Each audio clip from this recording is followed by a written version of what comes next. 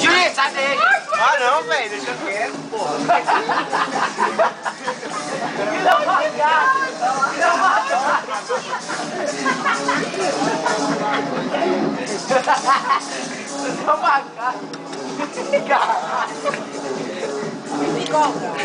Com caga na é produção! Pelo amor de Deus, deixa eu preta.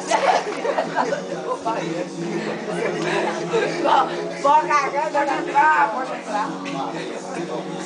Sinta-se à vontade aqui na cadeira, mas não toma vontade.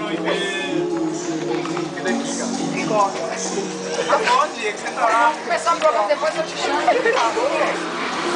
Depois eu te chamo para apresentar o comercial. Muito obrigado. Está do seu lado.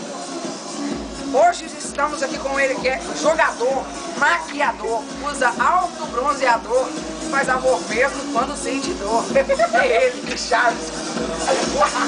Boa noite, Charles. Alô, Gente. Charles, vamos para o ranking do bate-bola. Mas são essas bolas que você está pensando, Charles. Charles, uma cidade. Pelotas. Se não fosse jogador, seria goleiro. Eu com essa cara aqui de goleiro, eu tô contando mesmo. Seria... Charles, estamos no programa, Charles. Seria... Detalhe, eu sou mulher, filha da puta.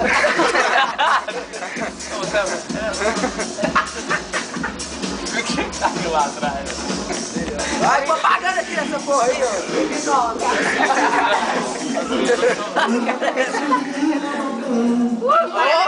Vai na Bequinha. Você tá falando agora, solte a franga, Charles. Tô te achando muito tímido. Relaxa, solta a franga. Dança, Richard. Dança. Quantos caras saem com esse garrafão aí? Charles, dança, eu tô te achando tímido. Solte a franga.